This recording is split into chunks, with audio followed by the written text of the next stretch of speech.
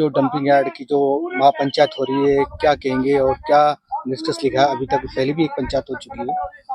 सबसे पहले तो मैं आप सभी पत्रकार बंधुओं का शुक्रिया अदा करता हूं कि आप इस महापंचायत को आप कवर करने के लिए आए। ये राजस्थान सरकार द्वारा जो ये डंपिंग यार्ड को यहाँ इस ग्रामीण क्षेत्र में, किसानों के क्षेत्र में डालने का जो प्रस्ताव सरकार को भेजा है, यहाँ कलेक्टर ऑफिस ने और एसडीएम ऑफिस ने, बहुत ही निंदनीय है और बहुत दुख वाली बात है। यहाँ लोगों को रोजगार की जरूरत है, यहाँ लोगों को चिकित्सा के अस्पतालों की जरूरत है, संसाधनों की जरूरत है, यहाँ शिक्षा की जरूरत है, यहाँ रोड टूटे हुए हैं उनकी जरूरत है। यहाँ बहुत ही विकास के काम होने चाहिए। उसके बीच में इन्होंने ये गंदगी का कूड़ेदान जो जनता को तोहफे के रूप में दिया है, उसके विरोध में यहाँ सभी 3600 बिरादरी, सभी धर्म, सभी जाति, सभी पार्टियों के नेता समेत, कार्यकर्ता समेत लोग यहाँ मौजूद हैं। उसके विरोध में विचार विमर्श यहाँ लोग कर रहे हैं और सब लोग यहाँ अपनी अपनी बातों को रख रहे हैं। जिले में दो पर्यावरण मंत्री हैं और आप देख रहे हैं जिस क्षेत्र को यहाँ डंपिंग यार्ड बनाया जा रहा है वो पूरा ये पहाड़ी इलाका है, पूरा उपजाऊ जमीन है, तो उसको आज बंजर बनाया जा रहा है इस डंपिंग यार्ड इलाका में। हाँ, उन दो पर्यावरण मंत्रियों को घेरने की नीति यहाँ बनाई जा रही है।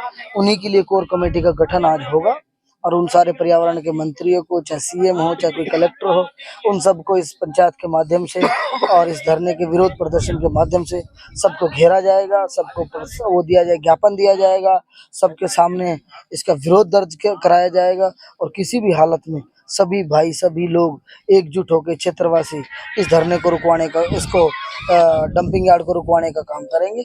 और अभी तो ये बहुत ही स्टार्टिंग की स्टेज में है, इसको किसी भी कीमत पे यहाँ आने नहीं देंगे। ये आंदोलन बहुत उग्र भी हो सकता है। यहाँ सरकार को बहुत सहनशीलता से और समझदारी से काम लेने की जरूरत है। ये कोई नॉर्मल आंदोलन नहीं है, ये जनता का रोष है और जनता का गुस्सा है और जनता का दुख है। इसको इतनी आसानी से लोग किसी भी कीमत पे आने नहीं देंगे लोग। Thank you sir. ठीक है, क्या नाम है?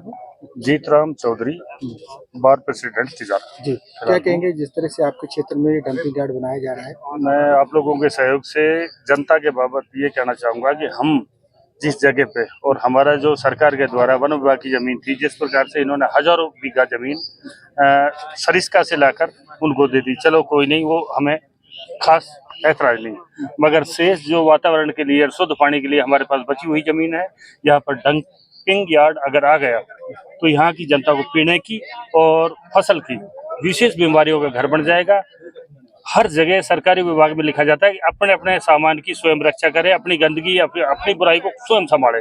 उसके बावजूद हमारा इलाका इन कुछ प्रशासनिक अधिकारी और नेताओं की कमजोरी की वजह से इतना कमजोर क्यों जाहिर किया जा रहा है कि जो चीज हमारे पास अच्छी बची हुई है उसको लूट कर और खराब करने पे तुले हुए हैं।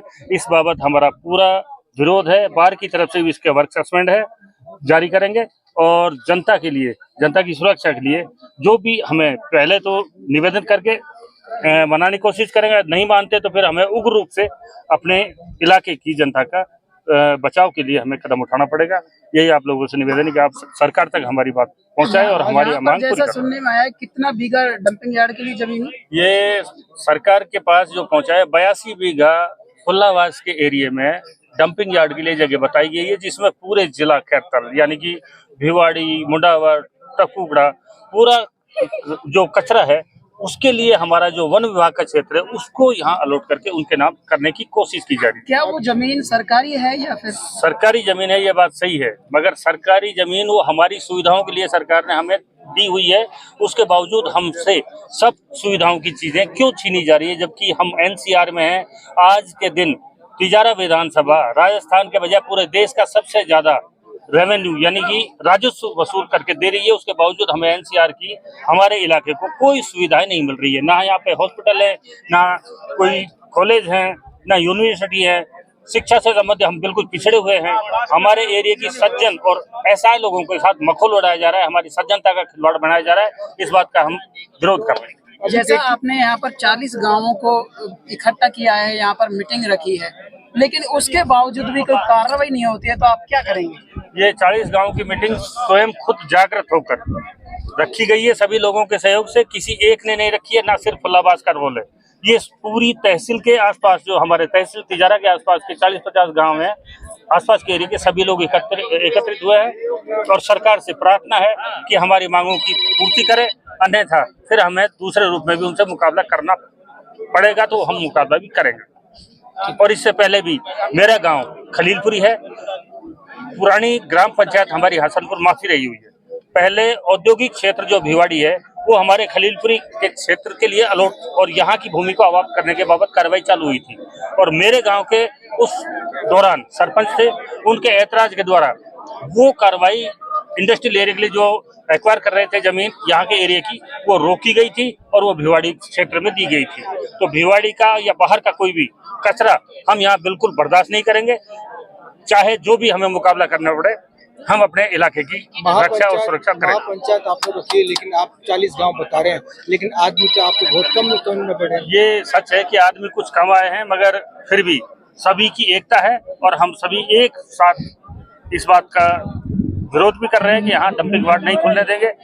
हर हाल में हमें हमारी जो सुविधाएं हैं उनको हम वंचित नहीं होने देंगे। थैंक यू, धन्यवाद। महापंचायत की गई है 40 गांवों के द्वारा, क्या कहेंगे आप?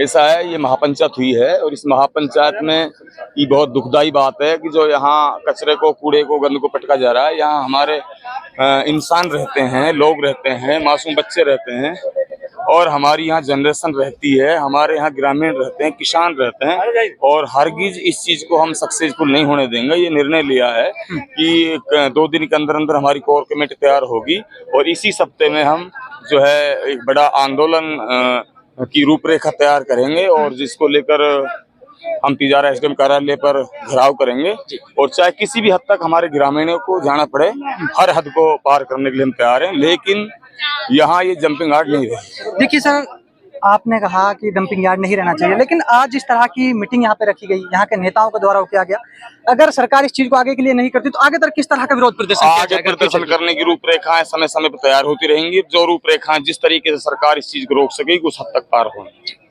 तो हमारे साथ देखिए, आज यहाँ पे 40 जो है गांव की पंचायत थी और सब लोगों ने आज जो निर्णय लिया है कि 2 या 3 दिन में ये सब जो लोकल लोग हैं यहाँ पे ये कमेटी का गठन कर देंगे और जैसे कमेटी आगे की रूपरेखा तैयार करेगी, हम और हमारी टीम हर जगह उनका जो है साथ देने के लिए हम बिल्कुल तैयार हैं और जहाँ जहाँ वो कहेंगे वहाँ हम जरूर पहुँचेंगे। सदम भाई, उपजाऊ जमीन को एक हम बात करें जहरीली गैस में तब्दील करना ये गवर्नमेंट चाह रही है, अगर आपका किस तरह का, अगर गवर्नमेंट आपकी मांग को पूरा नहीं करती तो आपकी किस तरह का प्रदर्शन आगे रहेगा? देखिए, मैंने फिर कहा आपसे, जो ये कोर कमेटी तैयार होगी और जैसे ये निर्णय लेंगे तो हम और हमारी टीम को जहां ये बुलाएंगे, हम बिल्कुल इनके कंधे से कंधा मिलाकर इस लड़ाई को लड़ेंगे।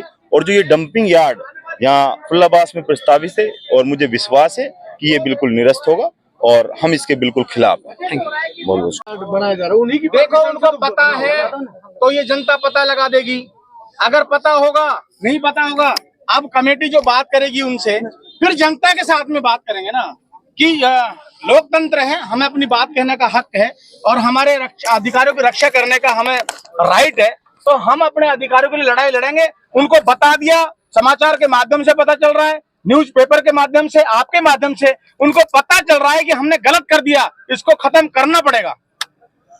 अभी कोर कमेटी, कितने व्यक्तियों की कोर कमेटी आपने बनाई है? देखिए, 8 ग्राम पंचायत है, वहां से 3-3 सदस्य लिए हैं, इसमें बड़े वकीलों को शामिल किया गया है। एनजीटी के साथ में हम बात करने वाले हैं, वकीलों के साथ में सुप्रीम कोर्ट भी हम बात करेंगे।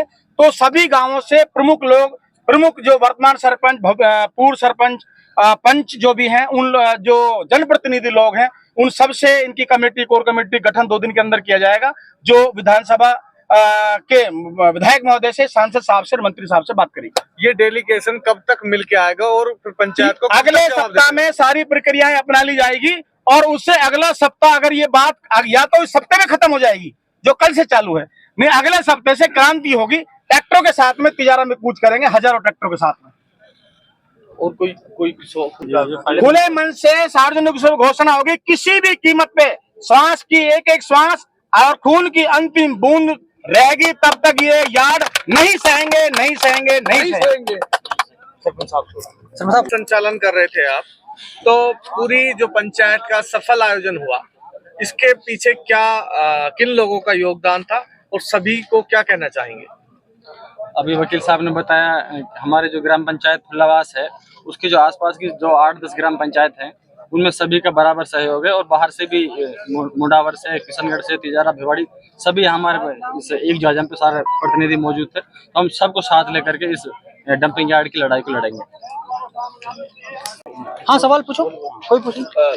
आज आप पंचायत में आए तो क्या मन में था, और आज त्योहार का दिन है और वो भी आप एक उत्सव को छोड़ के, त्योहार को छोड़ के पंचायत में आए हैं, क्यों? हाँ जी। तो मैं ये कहना चाहता हूँ कि सबसे पहले मैं मीडिया वालों को सबको धन्यवाद देना चाहता हूँ।